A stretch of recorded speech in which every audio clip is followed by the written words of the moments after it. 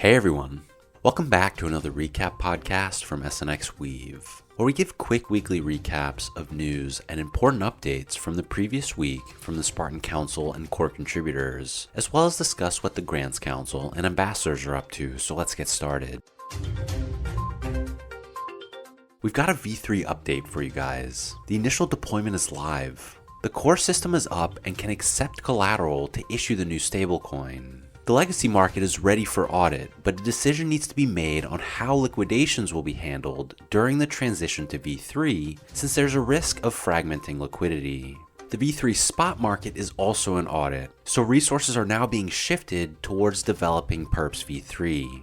This is just the first milestone, of course, and there will be a few more steps before stakers can migrate over. The plan is to wait for V3 markets before beginning the migration process for stakers. The next key step will be the release of spot markets to mainnet in V3. Currently, only SNX will be enabled as collateral for V3, essentially trying to mirror exactly what is currently available in V2.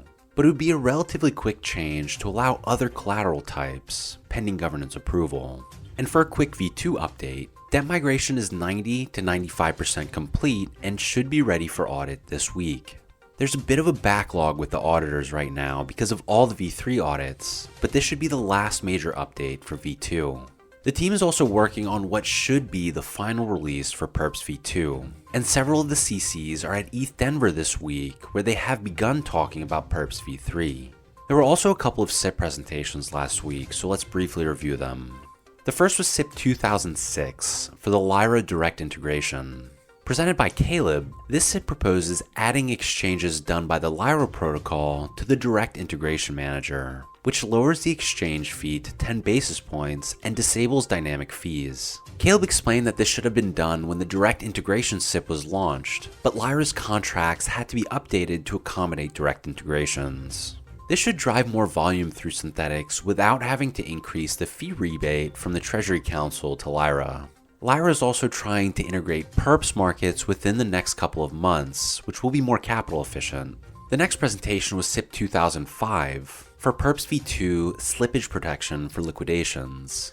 This SIP proposes incorporating slippage guards on liquidation transactions. This is done by splitting up the liquidation process into two components. The first is a flagging component, where accounts flagged cannot interact with their positions until liquidation is enacted, and the second is a liquidation component, where the liquidation is incorporated into the protocol via spontaneous liquidation or forced liquidation. Liquidation of large positions creates an opportunity for traders to position themselves ahead of a liquidation and potentially profit from the resulting price impact. Caleb explained that SIP 2005 proposes certain measures to prevent opportunistic ordering of transactions surrounding liquidations. This SIP also proposes endorsing specific accounts that could perform forced liquidations with the well-being of the protocol in mind. However, liquidators would not receive a reward for this type of liquidation.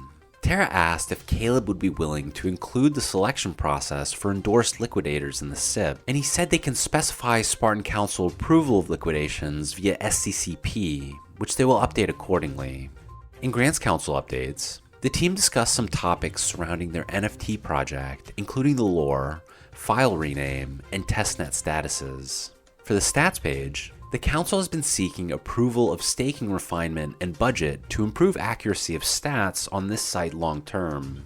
Gunboats is deploying SUSD burn stats, and feedback was given to the CCs to hopefully include a link to historical accounting data for users, which is currently missing from the V2 DApp. They're also working on getting the Perps V2 funding rate bots for Discord and Twitter built, which was just approved. In ambassador updates, the team actually had a meeting with the Grants Council last week, where the Grants guys gave them a rundown on their current projects, and both councils discussed ways to help each other. They agreed to do this every new epic and more frequently from now on. The ambassadors also discussed Spartan Spaces, and Matt updated the YouTube channel. For their governance updates last week, the team has an Euler proposal live that asks them to deploy on Optimism, and a HOP proposal was recently submitted, which Matt discussed with HOP Protocol on their most recent governance call. The council also created a leap for Lyra to implement Synthetics Perps v2. Lastly, in external protocol updates, the ambassadors found a protocol to integrate with through Optimism governance, MUX protocol. After initial discussion in Discord, they are now currently talking to the devs to finish integrating with synthetics. And that's it for today's updates. Be sure to check out our weekly recap blog post, share this podcast link, and let us know what you think and what you'd like to hear more about from SNXweave. Thanks for listening.